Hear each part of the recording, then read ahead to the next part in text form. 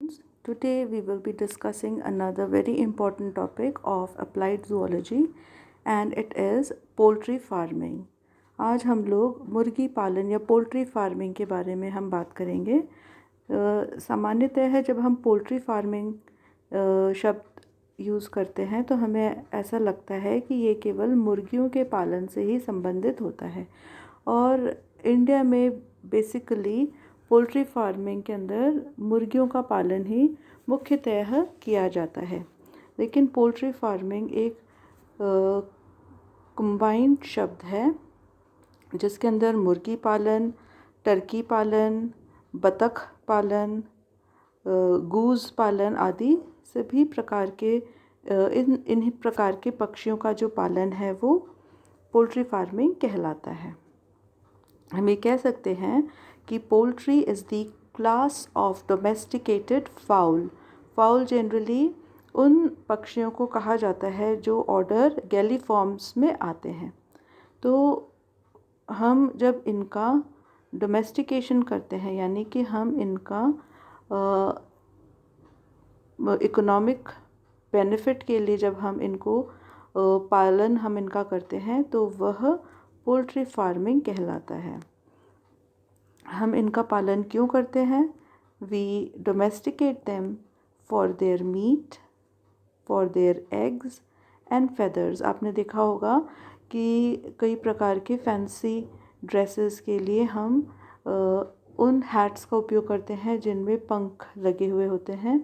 ये पंख हमें ज़्यादातर मुर्गी से प्राप्त होते हैं जिनको अलग अलग रंगों में रंग कर हम विभिन्न सजावट के या हमारे जो टोपी वगैरह हैट्स वगैरह हैं उनमें हम इस्तेमाल करते हैं। ना केवल फेदर्स के लिए बल्कि हम इनके मीट और अंडों के लिए भी हम इनका डोमेस्टिकेशन करते हैं यानी हम इनका पालन करते हैं।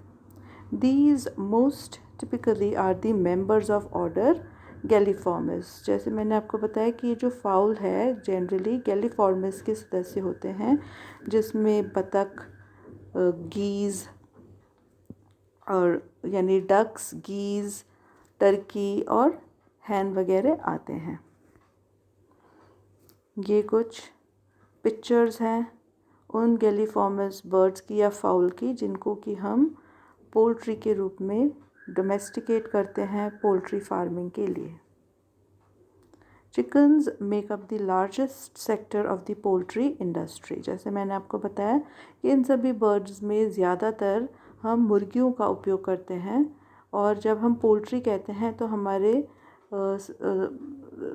जहन में मुख्यतः मुर्गी ही आती है। तो chicken makes up the largest sector of poultry industry. Consumption of chicken in US, यहाँ पर यूएस का डेटा दिया हुआ है, as well as in India is rising at an alarming rate. इनका कंजम्पशन बहुत ही अलार्मिंग रेट से बहुत ही तेज़ी से बढ़ रहा है।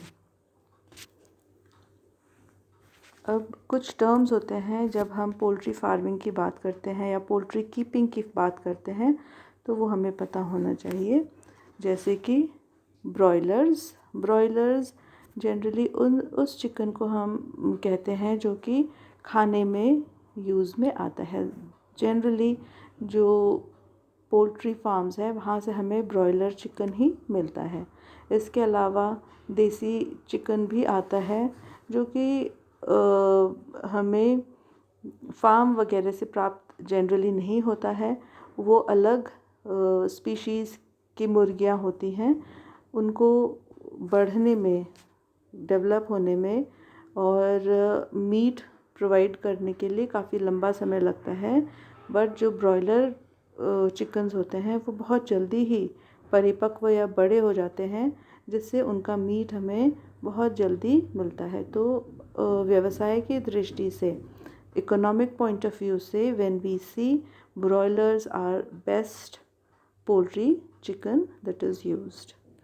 इसके अलावा हम अभी जब चैप्टर डिस्कस करेंगे तो उसमें वर्ड आएगा लेयर। हम उस ग्रुप ऑफ हैन को कहते हैं या ग्रुप ऑफ चिकन को कहते हैं जो कि पहला हमें अंडे प्रदान करता है और कुछ मैच्योर होने के बाद, कुछ और समय या दिन व्यतीत होने के बाद इनकी परिपक्व लेयर भी बनती है, मैच्योर लेयर भी बनती है। तो हम लेयर शब्द जब यूज़ करते हैं तो हम ये कहना चाहते हैं कि चिकन प्रोड्यूस करने वाले, मीट प्रोड्यूस करने वाले या अंडे प्रोड्यूस करने वाले मुर्गियों का जो पूरा समूह होता है उसे लेयर कहते हैं।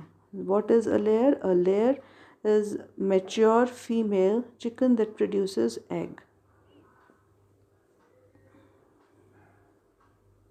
जब हम पोल्ट्री की बात करते हैं तो ये जो व्यवसाय है कई सारे लेवल या स्तर पर होता है। सबसे पहला जो इसका स्तर है वो हैचरी है, जहाँ से हमें अंडों में से चूज़े प्राप्त होते हैं। दूसरा जो लेयर है या दूसरा जो व्यवसाय का आउटलेट है वो ग्रो आउट है, जहाँ पर मुर्गियाँ बड़ी हो जाती हैं, अंडे वगैरह हमें देना शुरू कर देते हैं। तीसरा जो इनका व्यवसायिक स्तर है वो प्रोसेसिंग होता है, जहाँ पर हम अंडों का या मुर्गियों को प्रोसेस करते हैं और उनको पैक करते हैं। और डिस्ट्रीब्यूशन यानी पैकेज होने के बाद इन मुर्गियों का मीट का और उनके अंडों का various parts of the country उनका डिस्ट्रीब्यूशन